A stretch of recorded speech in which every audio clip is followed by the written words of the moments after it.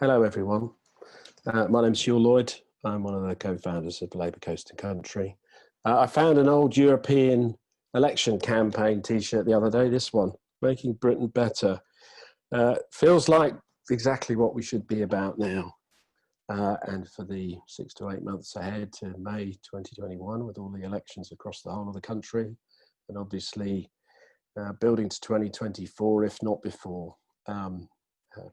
If I was a betting person, I might even put £1 on an election before then. So it's great to see 50, 60 of you here. That's fantastic.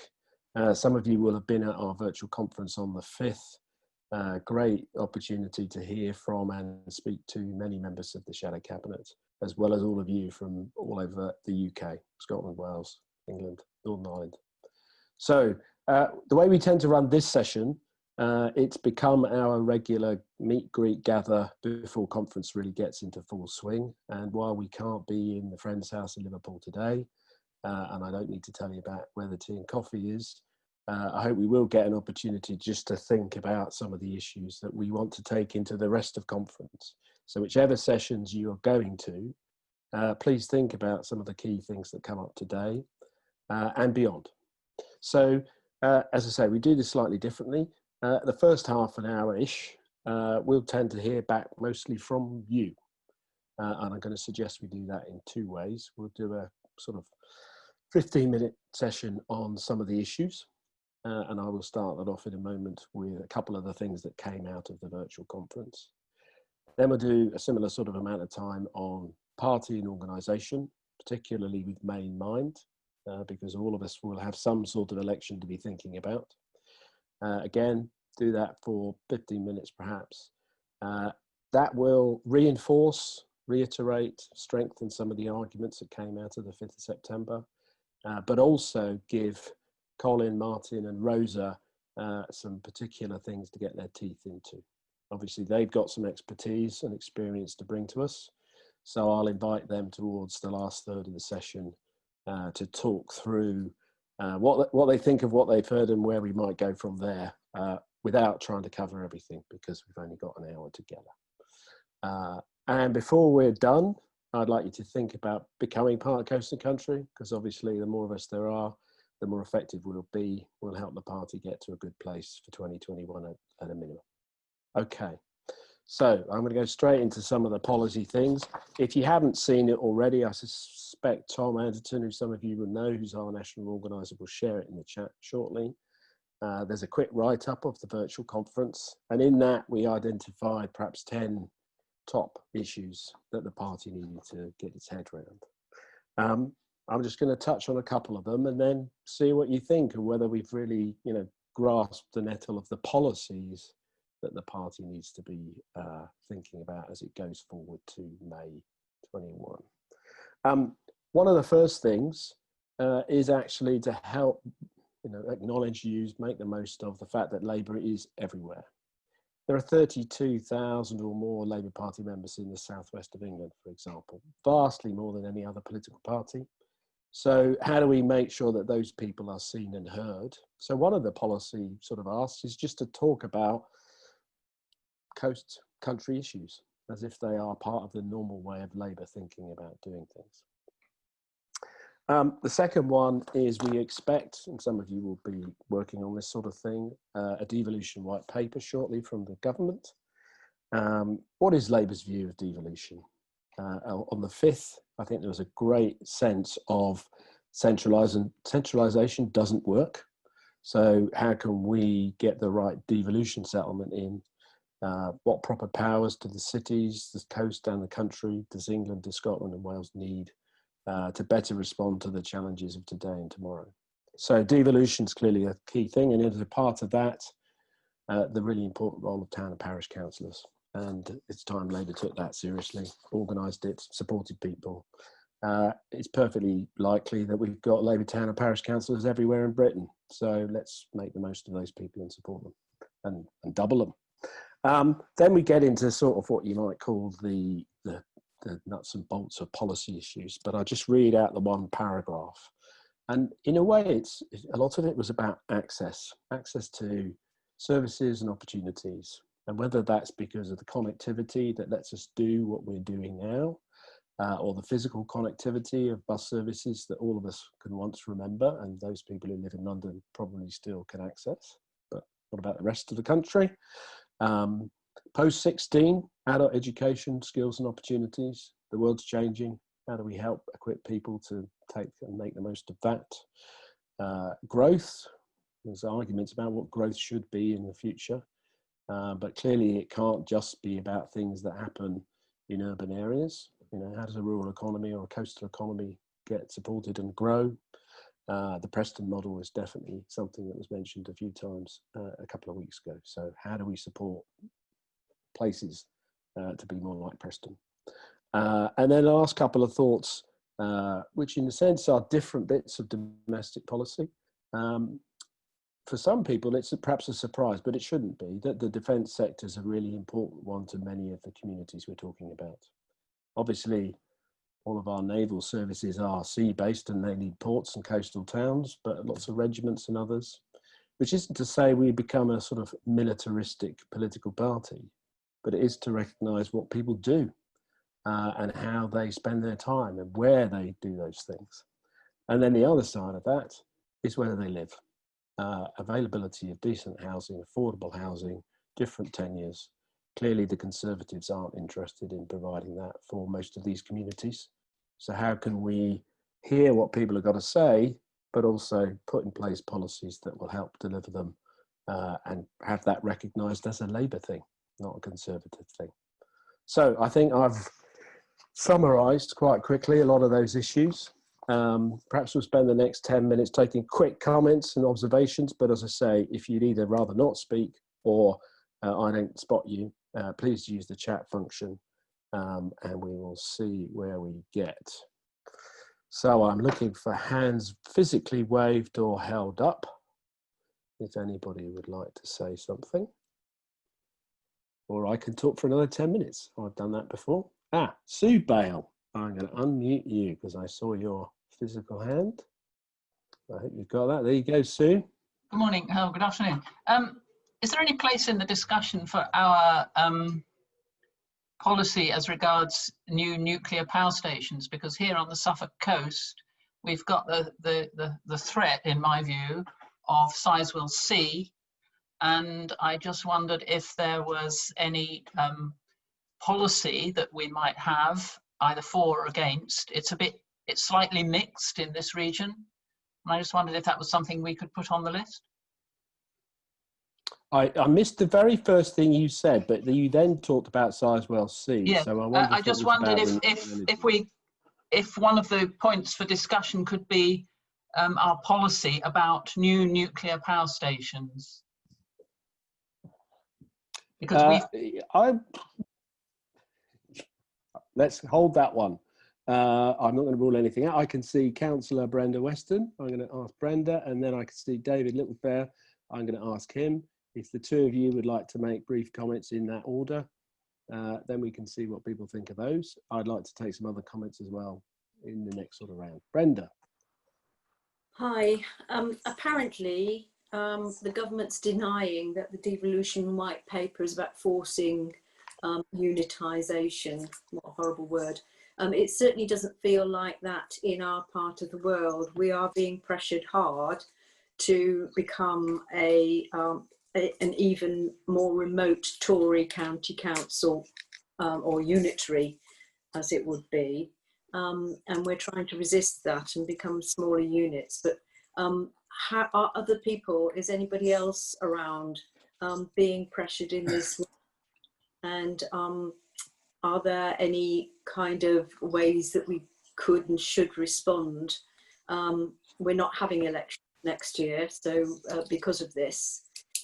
So anything that anybody else has got to suggest, that would be useful. Okay, Brenda, thank you. David, and then I've just seen Alex, so I'll get Alex as well after David. David. Will there be any kind of discussion around rates of funding for CRPs at the moment? Because that's well, we do party stuff in the sort of next quarter of an hour. I'll come back to your thoughts. Sure. Alex, would you like to contribute? Yeah, I'm also interested in the replacement for European funding. So we used to have a lot of regional development funding from the European Union. The government say that they're going to replace it with something called the Shared Prosperity Fund, but they've given very little information on what that would be. And I'd be interested to know what the Labour Party nationally is doing about that in the short term, and also what they think we should do about it in the long term when we're back in government again. Okay. We can definitely take that one forward. I wouldn't say, so of the ones we've had so far, first thing to say is I'm not going to try and answer them. We're going to take them to shadow front bench members. That's the best place for them to land. But Rosa, Colin or Martin might want to touch on any or all of them. Of the three that have been mentioned about policy, the only one that really did come up on the 5th is this one about unitisation, and the Conservatives appearing to use it as a way of basically removing Labour in local government, in district councils. So one of the things, Brenda, that we are hoping to organise is some sort of get together with Steve Reed and his team. So that's already sort of in train, you might say. So we will work on that. If there are other people in districts or counties who can see this being an issue for them, please drop Tom a line before we're done or over the next few days, and we'll include you in that. When we did our Towns of England, Your Time Has Come manifesto a couple of years ago, we did talk about counties being too big. You have to do it on pairing districts. So how can we land that as a Labour policy? As I say, I'm not going to try and answer the other ones, but I'm going to look for other people who might want to put some points to the floor to our collective. John Haywood, I can see you've got a hand up. If you would like to go next, I've asked you to unmute, I hope. Thank you very much, Hywel. So it's a question developing the local government theme, and particularly around the tiers of local government. With the as you know personally, Hywel, I'm a town councillor in Ringwood, and you very kindly came down and helped me out just over a year ago, trying to get elected to the district council here. We have no history of ever being on our local district council, but we just have a toehold on the town council. Obviously, with the government's white paper on going unitary in all the shires, I can understand in areas where we have a district level presence that makes people nervous, but it also could be an opportunity in areas like ours.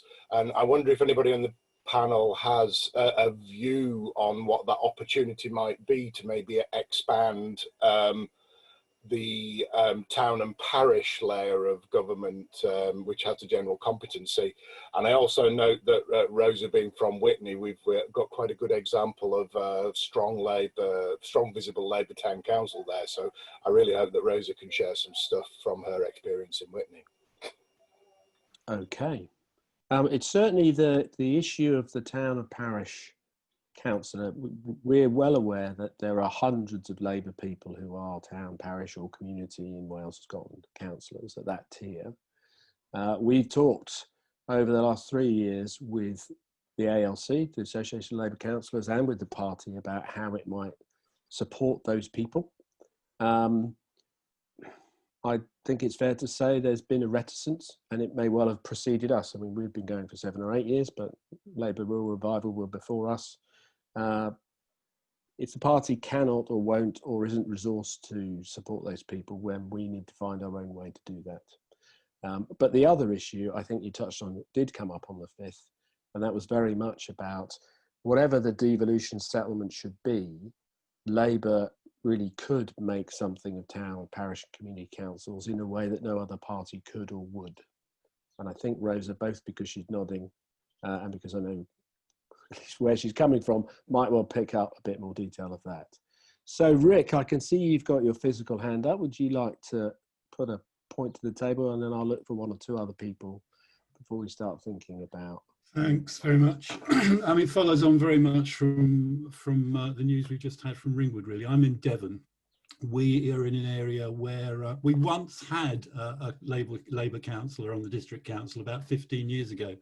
Other than that, in the 30 years I've lived here, we really haven't. We also have very small presence in on the county council, and that's all city based. So I think for me and for us in rural areas, quite clearly one of the key issues about this whole devolution white paper and whatever the settlement is that, as was said earlier, there are opportunities as well as threats in it. But it's going to depend very much on how the devolution works. So if the devolution is simply a way of the Tory government actually centralising control of local government by introducing unwinnable structures into the hierarchy of local government, that's not good news. So, and I know this cuts across things that are going on in other meetings today and elsewhere over the next couple of days. But it seems to me that it's an ideal opportunity to be pressing very hard on having a voting system which actually enables proper Labour representation on whatever sort of local government structure we come out with. Rick, are you hinting at a different form of voting? I might well be, yeah. Would you like to say where you're going with that?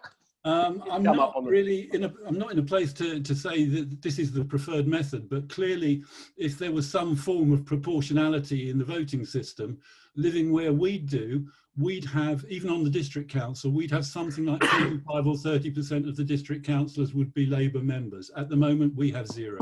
It's as simple as that, really. Yes, okay. So there's definitely something about, you know, the system is predicated against those, not just us, perhaps, but political parties that have a presence but not a majority presence. Yeah, okay. That definitely did come up. Sandy Martin, sadly, used to be the MP for Ipswich. He certainly made sure that we had to think about how we take that forward. I wonder if I could do a quick straw poll of the 68 or 70 or 75 of all of you here. Do you think, with this set of issues in mind, you know, it's a bit like every child did matter and still does. So does every vote matter? And do you think Labour Coast and Country should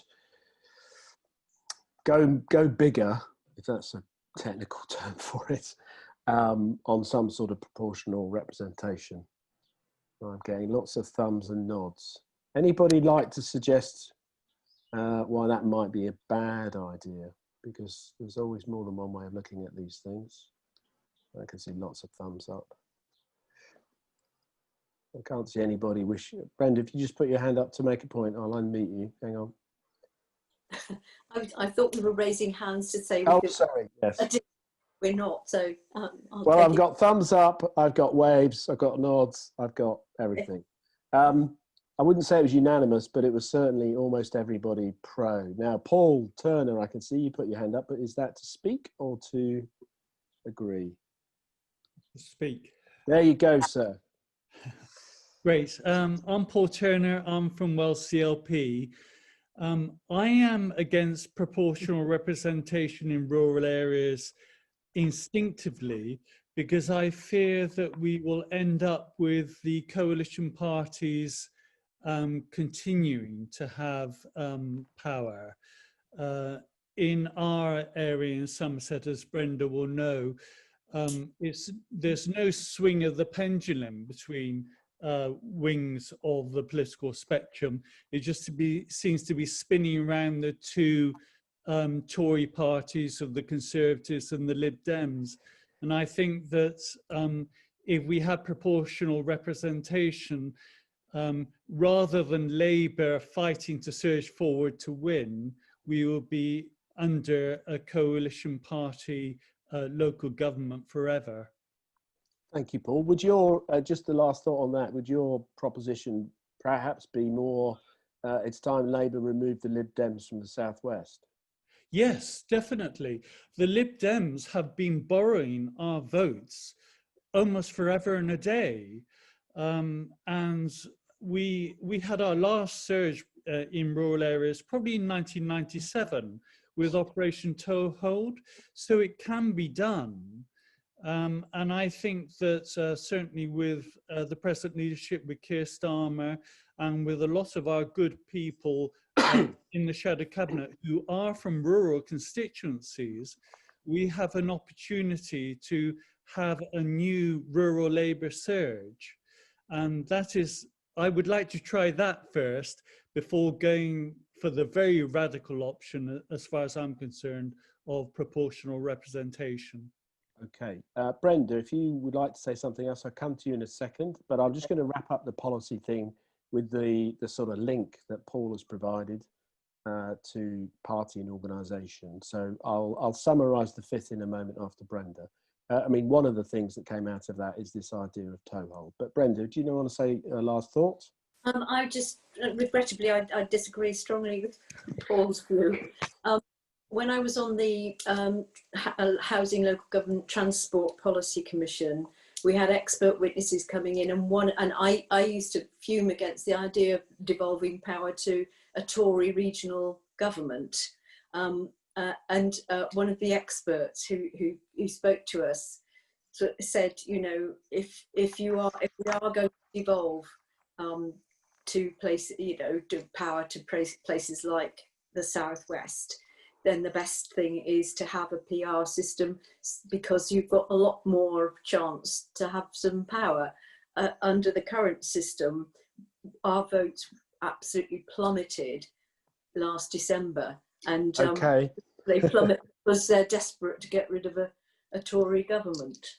So whichever way we think about it, PR is something we need to be aware of, but the thing that really came out of the fifth, which builds on work that we and other people have been doing for perhaps the last 6 or 7 years, is actually the Labour Party needs to turn up and be seen to be part of these communities. Now we have the membership, we are everywhere, so it's then perhaps a question of how the party practically and verbally supports people in communities. It may well be that because of Cllr's background, he will get that more readily. Certainly to some extent, Jeremy got it. It's then how that follows through in terms of what the party does and how it organises its resources. So if I just touch on the sort of party and practical organisation things that came out of the fifth, you can tell me what you think of those things.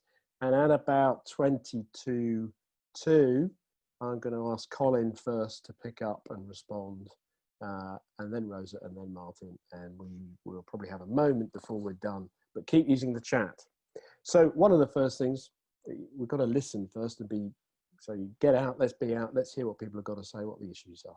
Many of you do that already. Let's support more of you to do that. And for the party organisationally at head office and at the front bench to hear those things.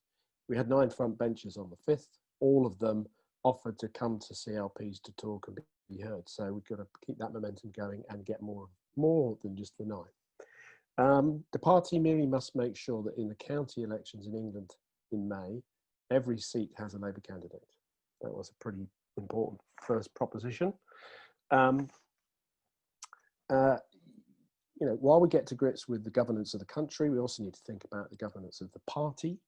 And one of the key things that came out of the conference in that sort of sense was that the national executive of the Labour Party needs to better reflect Britain and not just reflect where we are in power in Britain. And until it did that, it would never be better at winning these places and hearing their issues. So something about the NEC, we did all recognise the NEC is way too big to be functional. So that's a slightly different kettle of fish, but having some of this representation in that room would be quite important. In terms of the processes of doing things, Labour has, perhaps over the last 15 years, not always had a rural or coastal manifesto. It's had a couple, but it's not always been the thing that we've done. And almost every campaigner I speak to says, give me that tool so I can show people that we already do get it and we have got policies. Some people sometimes say, it's great to have a manifesto, but we need a bit of rural and coastal proofing, because sometimes the solutions, my favourite one, or worst case one, is educational choice. You may remember that from sort of late 90s, early noughties. There's no educational choice when there's only one secondary school in 50 miles. So how does that work for half the country? It doesn't. So, you know, you need to think about how these things work. So manifestos that are timely, but also a process of proofing. Now, 1 or 2 people were slightly hardcore and said, actually, we should develop policy with coast and country in mind and then urban proof them and do it that way around. Be much better. You may or may not think that. Perhaps the other one thought from the campaigning point of view, we didn't get perhaps to the lead detail that David had mentioned, but I'll come back to you in a second, David, so you can just reiterate your question. But was this idea that the party, as a national party, should pick up at least one coastal country campaign every year? And various ideas were mentioned. At the conference, we had Minette Batters, who's the president of the National Farmers Union. And I think she was slightly surprised at quite how welcome she was made, because we all realise, and whether it's because of where you live or because of the food you'd like to eat rather than hope you won't have to eat in a year's time, that there's a Labour proposition about food, farming and the land that's so much better for food, farming, the land, the animals and the people that may want to eat them than anything the Conservatives could come up with. So how do we get those campaign ideas owned, supported, led, invested in by the party? And of course, some of that is about the distribution of resources. So I'll stop there. We'll do as we've just done, perhaps take 7 or 8 questions, observations, points. I'll come to David first because he had a particular one from the earlier session, but do your blue hands or wave at me and I will get you to speak. Off you go, David. Sorry for talking in the wrong order about this.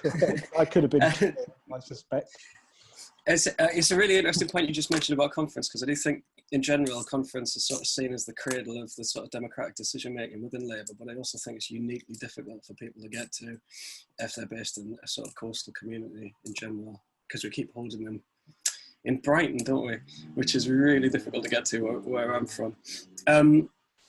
So I was just going to ask about, there's one of the sort of things that I find really interesting about the current sort of campaign for the NEC is there's the discussion about funding reform for CLPs. So what I think would be really interesting to hear from people would be if they have things in mind for how a funding formula could change, given that at the minute I know that a lot of CLPs get a very small amount of membership dues. I think it's £2.50 per member annually. And that tends to, but any funding reform that would be based on membership numbers would unfairly privilege the already really dense places that we have in, wards like London and whatnot, where you could have more, you could have more members in a ward in London than you do over 2 CLPs in a more rural area. So that's a fair challenge. Yes, it would be great to hear what people's thoughts were on how we could reform that. Andrew in Yorkshire, is your hand up? Yes, it is. Fire away, please. A small point. A lot of people in our constituency find it very difficult when we are given the name or allowed to select our the name of our prospective parliamentary candidate so near to the election. Our constituency is 50 or 60 miles across. It's enormous. In order for us to get a person known, we really need years of time getting that name across. I see no reason why, if we're able to select, a local person, we can't be allowed to have that person in position so that we can campaign over a longer period to get their name out and develop campaigns based around their name. Yes, okay. I mean, that issue has come up before. And I think there was a report done just after the 2015 election, which highlighted, not the only constituency where, and it seems, I've been a parliamentary candidate, so perhaps 1 or 2 other people have. It does seem a bit odd that we organise them about the places that we've got and the people that some people want to put into those places rather than the places we want to win. Coral, I can see you're back in the game. Would you like to go? Yes, I am. I'm here. Yeah, hi. I'm actually, I was a parliamentary candidate in North Thanet at the December election. And I must say Brexit did it all for us completely. But I think it's fair. I just wanted to talk about the health service. I'm a health service campaigner. And all around the country, the changes that the government's bringing in, these so-called integrated care systems, are going to amalgamate services, consolidate them, and close smaller services. And this has a drastic effect on rural and coastal areas. So they close services based on studies done in big cities. So for instance, they're going to close the stroke unit at Margate, and they've said, oh, well, you'll get a much better service. But what they're doing is comparing it with the city, where you can get to a stroke unit on an average of 18 minutes. So they're not applying at all anything that, they're not looking at the evidence. And I think all around the countryside, people will find the same thing. And of course, you've got these, like Kent County Council, I'm afraid, has been Tory just forever, and corrupt, and hands sons to fathers and all that stuff. And they just roll, whenever any of the NHS brings anything in, they just roll over. They're the first to go and do the latest drastic thing. So it's something I think really worth campaigning around the country for, as a Labour campaign, to save the health. Thank you. That was very well done, because while you started off with what might have been called a policy proposition, you turned it into a campaigning one. So thank you. What was interesting about the conference on the 5th is health and social care didn't get much of a hearing or much of a representation. That may have been a result of quite who was there, but you're absolutely right, the decentralisation, and that could be, you know, a particularly powerful campaign, given the state of health service, health provision. Gwyn, if you can hear me, I'm going to go to you for one more. Wyn, sorry. I'm chair of Shrewsbury and Etcham CLP, which is a Shrewsbury town with a donut around it, part of Shropshire Council that is a unitary authority. A few there's that come out. Parish councils, I'm also a parish councillor, actually will be getting quite a bit of money through their sills, and it is worth people getting involved on them. Whether we stand as independents or Labour is a separate issue. I sit next to the Lib Dem Shropshire councillor, and we're both independents on the parish council. But he knows my position, I know his. The other thing I want to say is I agree completely with the people who said we need to get. We're only going to get government if we win some seats like the one I'm chair of. We won it in '97 and held it until 2005 and haven't, well, we got within about 3,000 in 2017. We do need to see people more. The other thing I was going to raise was, you know, this, the proofing of the rural proofing. As I understand it, there's recently been changes to the LC local campaign forum rules, whereby you have a third of the people are councillors. Well, if you've only got 6 people on Shropshire Council, that's going to make a very small LCF and make it unmanageable. And it's an example of the way the city dominated didn't think about the effect on areas like ourselves. And the last thing is this even though we've got 1,100 members, despite many appeals over the last 2 years, we've only managed to get about 22 people on come forward to go for the panel. And we're going to struggle to find a candidate for every seat. Yes, okay. And I think one of the things that we were talking about is how a party regionally and nationally can support you and others like you in dealing with that. I just wanted to, so Sonia, I'm going to get a comment from your good self. Then I'm warming Colin up, Rosa, Martin, for them to respond, because we've got a rich sort of set of things we might want to talk about, but only a short amount of time at the moment. So Sonia in a second, but Wyn, one of your points sort of, I think is quite important to acknowledge. Sometimes political and organisational conversations are about the grand things, but sometimes they're actually about a particular rule and how it actually works rather than maybe how it's intended to work. So please do send us your thoughts on some of those things where you can see actually if this rule was constructed in a different way or with a different setting in mind, it might be more use or more help for us to win things back. Sonia, have you got a observation for us? Yes, it was just to completely concur with, was it Claire? I didn't write her name down, who mentioned, about the Coral, about the NHS and these sustainable transformation. Transformation is usually a code word for cuts. And what we've had locally here over the last 2 or 3 years is that we used to have the great, where we are in Waveney, right on the coast where I live in Lowestoft. Waveney is urban, based in Lowestoft, but then we've got a huge rural donut hinterland in Waveney constituency.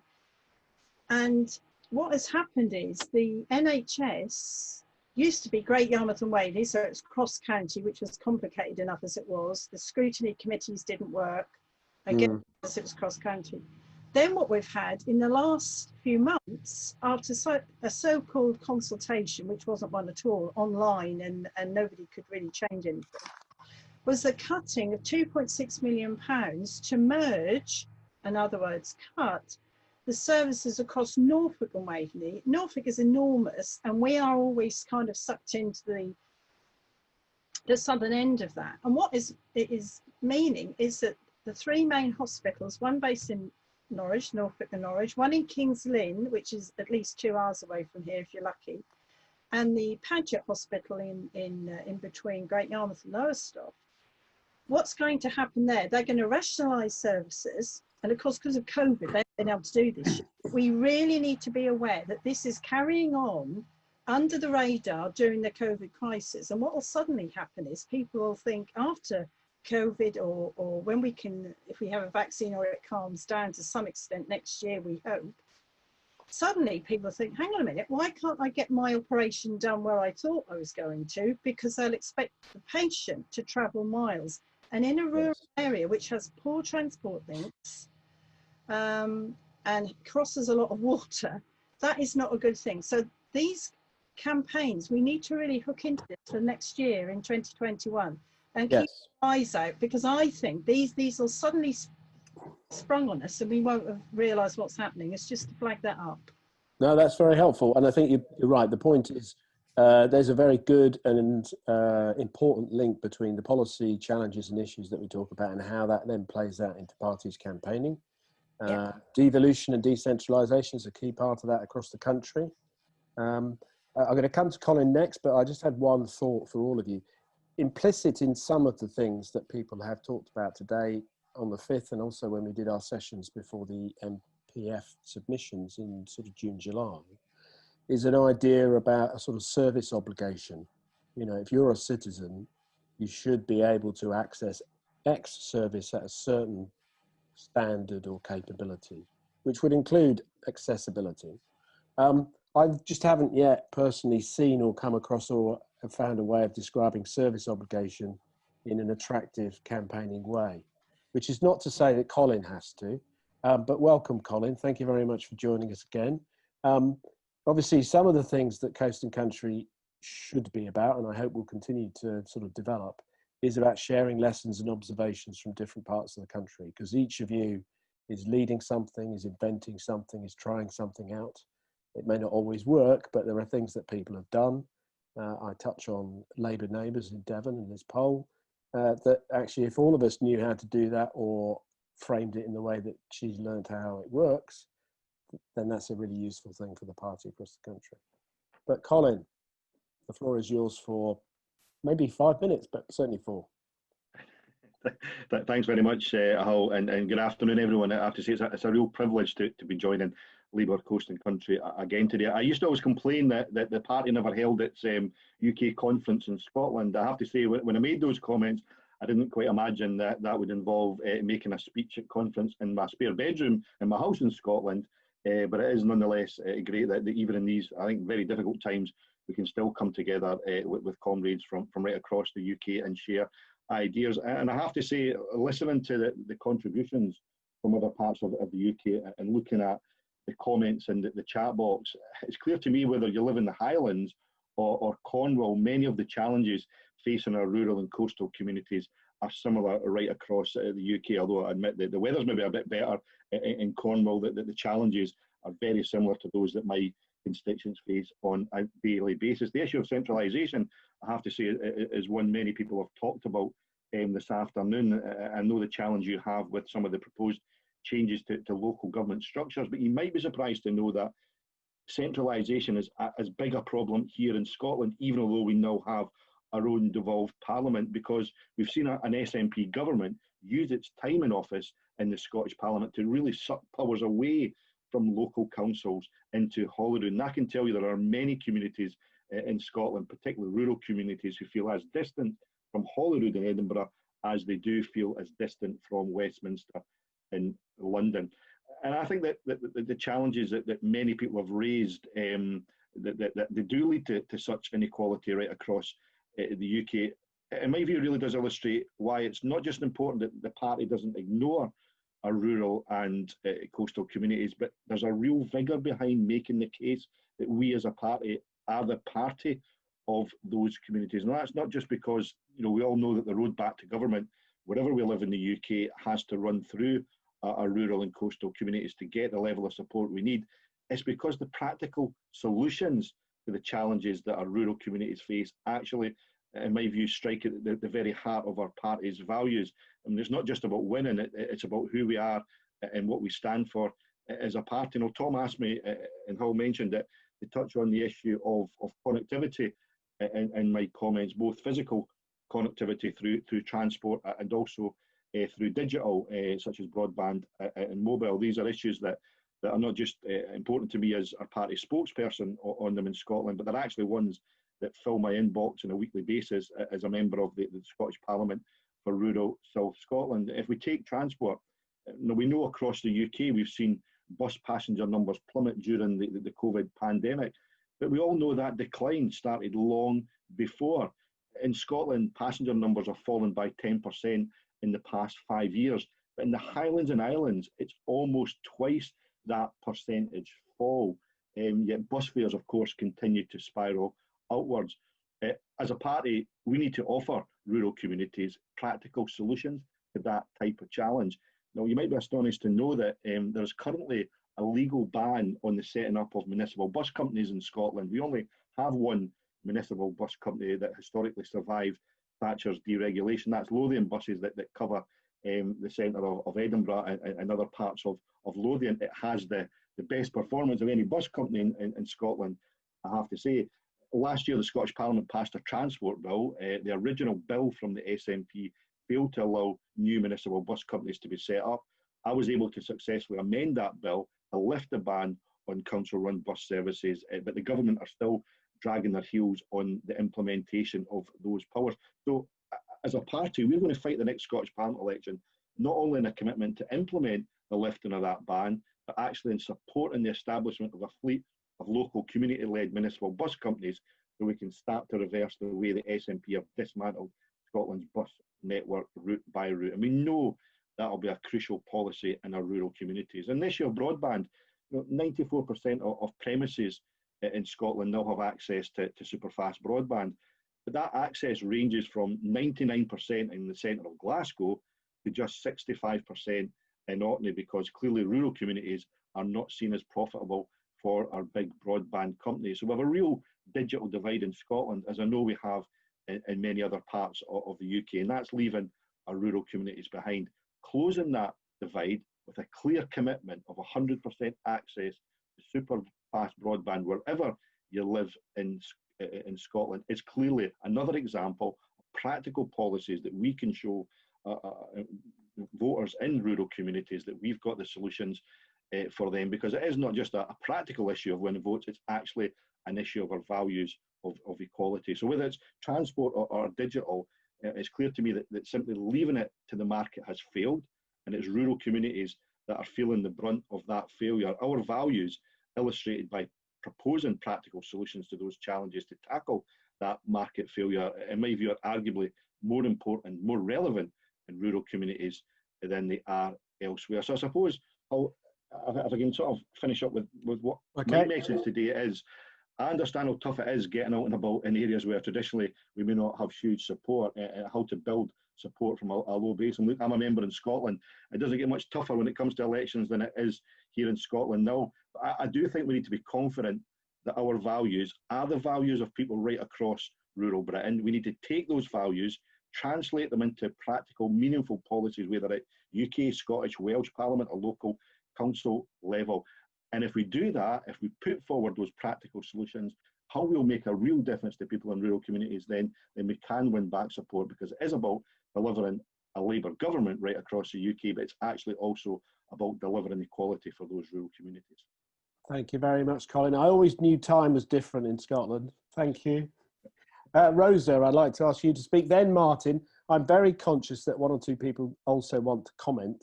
I'm not sure if we will have time, so please put your comments in the chat as a minimum. But it's already been suggested we should try and organise a sort of hustings event with NEC candidates as a way of getting their views directly to our community and back. So we will look at that as one thing we might do. Rosa, floor is yours. Thank you. Yeah. So just to introduce myself quickly, I'm Rosa Bolger. I'm a councillor on West Oxfordshire District Council, and I also sit on Witney Town Council and was the leader of Witney Town Council last year. I sit on the committee of the Labour Women's Network, and I've just been elected to the National Executive Committee of the Co-operative Party, and also for my sins was the PPC in Witney in 2019. So I want to talk today actually about Labour in opposition and the importance of our towns and parish councils. This is something that I've really become incredibly interested in as I've seen the value of it in our community. So I'd been a West Oxfordshire District Councillor for just about a year when I had the opportunity to also stand for Witney Town Council. And at this point I understood how opposition could really shape policies of the ruling party. So I realised that we could achieve a lot more for our town if we had more Labour and cooperative voices on our town council as well. Some may view town councils as a step down. I'm pleased to hear that that might not be the view of the room today, which is great. And to me, it's certainly of equal importance. I believe wholeheartedly in the value of bottom-up politics and the potential of a community that's been empowered. Some practical ways that we got to where we are in Witney. We led our campaign on grassroots Labour and cooperative values, and we worked with our residents to make sure that they were really part of what we were working towards. We've produced the first ever Labour and cooperative local manifesto. It's ambitious, it has drive and commitment and certainly creativity, and you can download that from the Witney CLP website if you're interested. We led campaigns fighting for the issues that really affected our towns. I really feel that when a community is heard, they can find unity and their voice is elevated. The community saw our care, they saw our commitment, and essentially our hard work won their trust. And the people of Witney then voted for change. So last year we went from holding just 2 seats to taking control of the council. And we became a Labour and cooperative town council in David Cameron's backyard, something we'll always celebrate. I'm immensely proud to have then become the first woman leader of that council, and I always use every opportunity to encourage any other woman who carry similar values to stand for election and be part of the positive change in your community. Yes, at town and parish level we have limited power, but what we do have is the voice of our community, and it really doesn't get much stronger than that. As a councillor, it's hard to get a hearing for local government within the party. And within local government, metro mayors tend to steal the focus. And then it's the counties, which is awful because they tend to be Tory. And then it's the districts. And finally, way down here at the bottom of the pile, we've got our smallest councils, our town and parish. But I really believe that small is beautiful. And when we talk about repairing our planet and recovering from this pandemic, small is crucial, and especially with the threat of unitaries. Town and parish councils, I believe, are vital for our party's success in local government, and therefore ultimately in national government too. So why aren't they given more recognition, and how can we change this? Small local councils are more local and closer to the people that they serve. Place shaping by talking to people where they live and work certainly feels more comfortable and is a proven way of sharing our values. And yet we don't recognise the value of this as a party. Town and parish councillors are not represented by the ALC, the Association of Labour Councillors, and they're not members of the LGA. This hugely dampens what we can achieve, but most worryingly, it also crushes the diversity within our town halls. Town and parish councillors generally don't receive an allowance, and rarely do they receive expenses for their travel and care responsibilities. It seems to be accepted, and I speak about this personally, that mothers will pay a babysitter to care for their children so they can have the privilege of carrying out an unpaid role. Surely this limits who we're attracting to sit on our councils. We know that diversity improves debate, and if we want to have properly democratic councils, we must do better as a party. I'd like to just touch on COVID recovery and what it means in our areas. I believe our values are key to the rebuilding of our economy, and that local government is best placed to nurture this. The coronavirus pandemic has only made the economic divide in our communities more glaringly obvious. It's punished those in lower paid unsteady work and those in unsecure housing and those with care responsibilities. It's absolutely crucial that as we enter this recovery period, we look to rebuild our economy both locally and nationally. And of course, we resist further austerity cuts and belt tightening. Instead, we must nurture a new way of a bottom-up economy, focusing on building wealth within our communities and maintaining our newfound neighbourhood support networks by being kinder and helping each other. I've really experienced the power of community, not only as council leader, but by working with locals to set up the Witney Baby Bank. This was something that came in response to the pandemic. Many families have been struggling to access the basics they need. So the Witney Baby Bank provides them with essential baby items and women with menstrual products free of charge. Since starting this project, it's been obvious how many families need this extra support. But what's been utterly heartwarming is the number of volunteers coming forward and offering their time and their generous donations. These are the people who are the key to our success.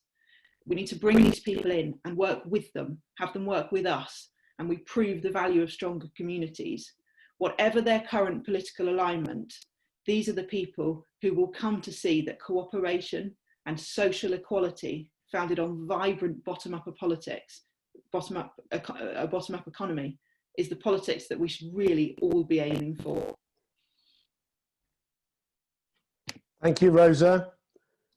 Martin, definitely not last perhaps, so something to give us an opportunity for a rousing start of conference as we go forward. We're sorry you couldn't make the 5th. I hope you've had a chance to get some of the sense of how big and attractive and interesting that was. But would you like to spend a few minutes just summing up some of the observations that you bring from your work and from your Fabian experience, as well as any of the issues you want to touch on? Thank you. Hugh, thank you for that. And, thank you, Coast and Country, for hosting this event and bringing us all together today. Colin, very interesting insights, and Rosa, it's great to hear the work you're doing in Witney, and it's phenomenal to have a Labour presence in David Cameron's backyard. You're doing phenomenal work. Just quickly, briefly introduce myself. My name is Martin Edobor. I am the Vice Chair of the Fabian Society, and additionally to that, I'm a NHS GP. I'm currently working in London, and also in 2019, I was the prospective parliamentary candidate in Witham in Essex.